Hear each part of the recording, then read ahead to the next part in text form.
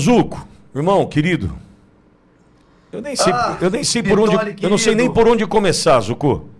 É, sabe que eu me sinto em casa aqui com vocês, sabe do meu carinho, do meu respeito por ti. Para mim, tu é um dos nossos, só não tem mandato porque não quer, mas tu é tão deputado ou senador, de tanto que tu defende os nossos princípios, os nossos valores. A Auriverde, eu acho que eu ajudei um pouco no momento dessa aproximação tua com o presidente. Eu sei que tu passou a ter um carinho especial por ele. Não, Zuco, você não me ajudou um pouco, você me ajudou muito. Eu notava o carinho que tu sentia por ele e o quanto ele sente por você. E lógico, a gente que tem uma proximidade verdadeira, quem conhece o presidente fora dos holofotes, quem conhece o Jair tomando café morno, com muito açúcar, ou aquela Coca-Cola com pão com leite condensado, e sabe que ele é verdadeiro, 100% verdadeiro, que ele não está sendo condenado por corrupção, por lavagem de dinheiro, por roubo do INSS.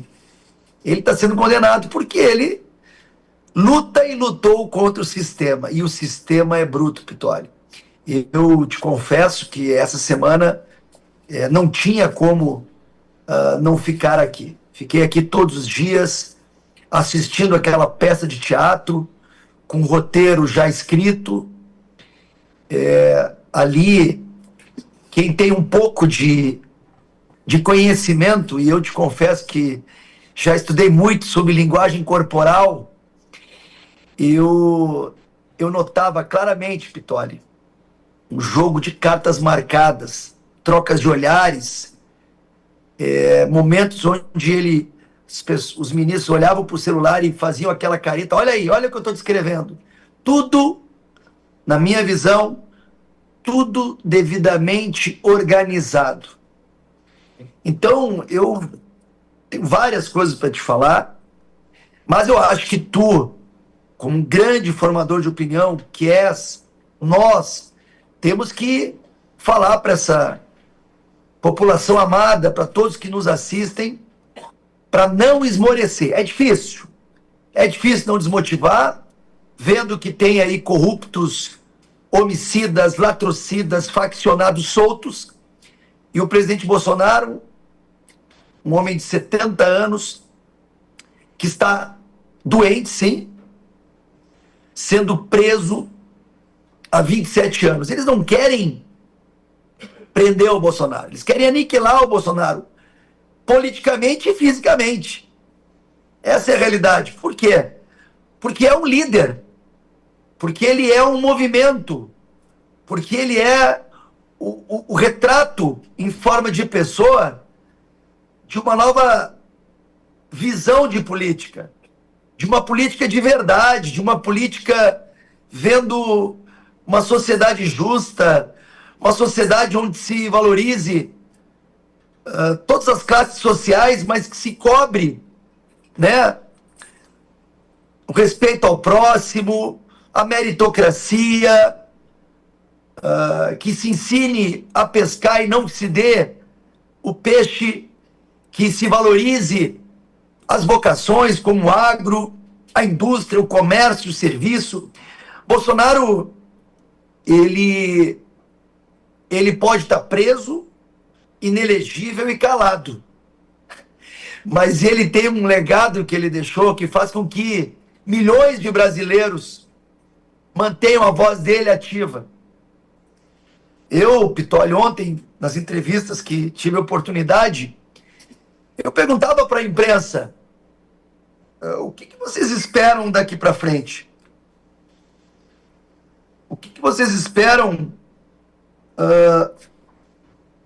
em relação a um judiciário que diz respeito ao executivo e legislativo? Tem um termo que eu estou tentando até ter anotado agora, mas eu não estou achando, daqui a pouco eu acho, que é a juristocracia. Juristocracia.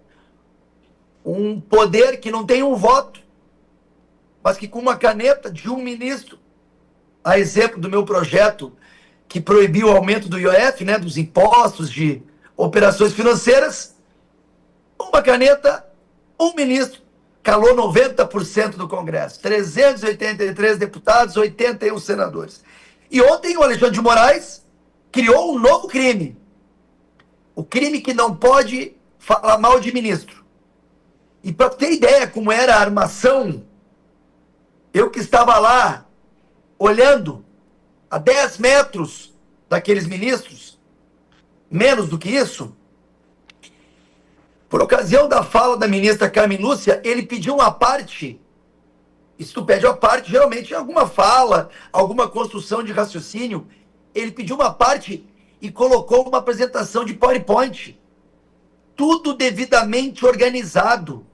Colocando um vídeo onde o presidente criticava Alexandre de Moraes. Colocando fotos. Ali estava o promotor de justiça de acusação, Alexandre de Moraes, não o ministro do STF. Que a origem dele é um promotor. Ele é promotor de carreira. E, Pittoli, é importante falar para todos que estão na audiência.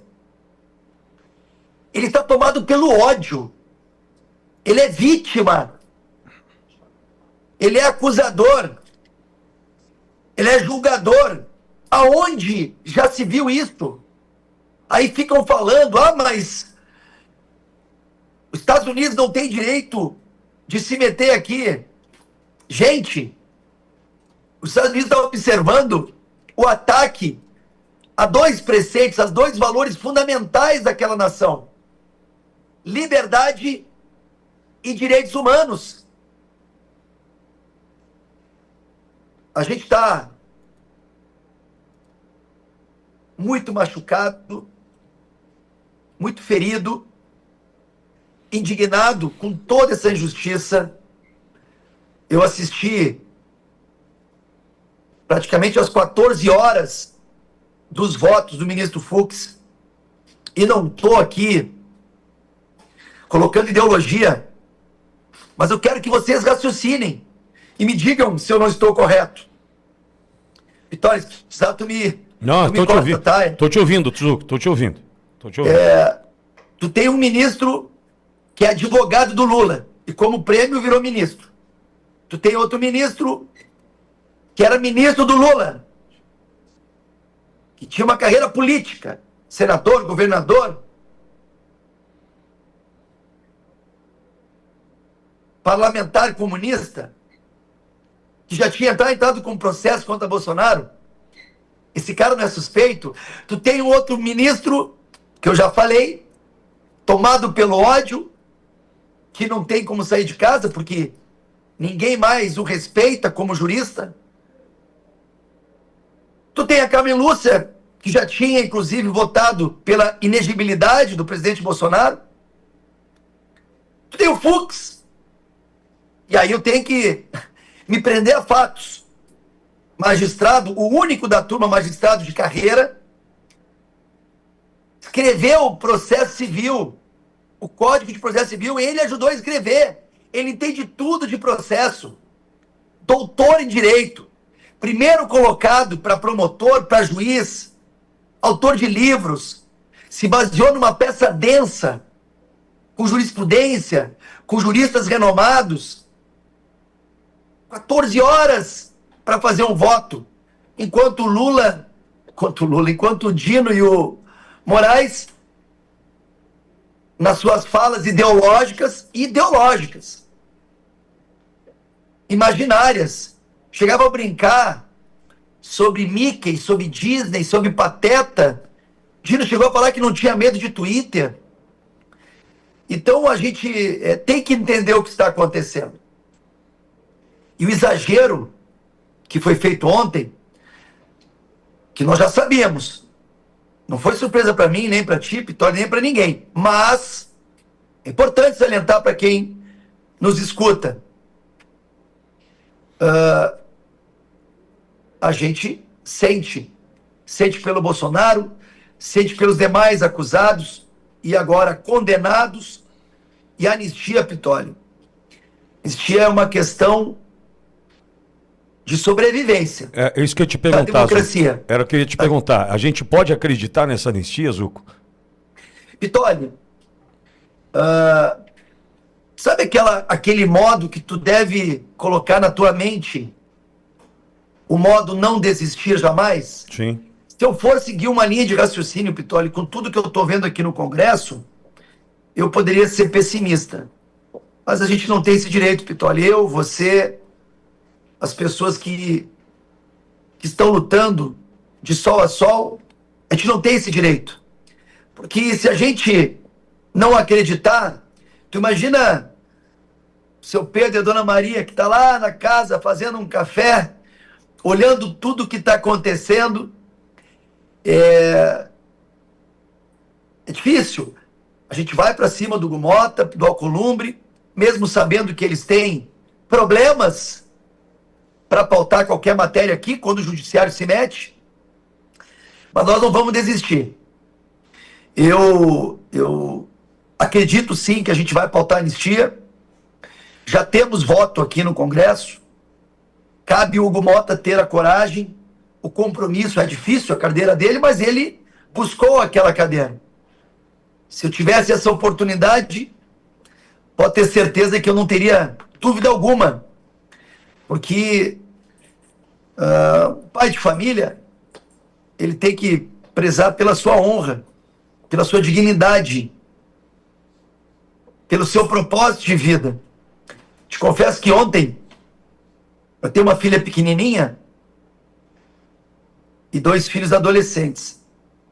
E eu, nos intervalos que eu conseguia falar com alguns deles, eles falando da saudade, né? Porque eu estou há muito tempo fora de casa. E eu falei assim, ó, é por vocês. Vocês podem não entender hoje, mas é por vocês que a gente está aqui. E eu quero, Pitoli, antes de mais nada, eu tenho que enaltecer o teu trabalho. Eu acho que eu me sinto tão de casa que às vezes até eu erro de não estar mais contigo, mas eu sei que tu está fazendo um trabalho brilhante, guerreiro, corajoso. 99% das emissoras e dos meios de comunicação não tem a coragem que tu tem. Tu sabe que amanhã tu pode ser cerceado, multado, punido, mas tu continua. E eu quero falar para a imprensa, não para o Pitoli. Pitoli está fora dessa. Atenção, veículos de imprensa. Vocês não vão ter os seus editoriais respeitados. Vai chegar em vocês. Já chegou em vocês.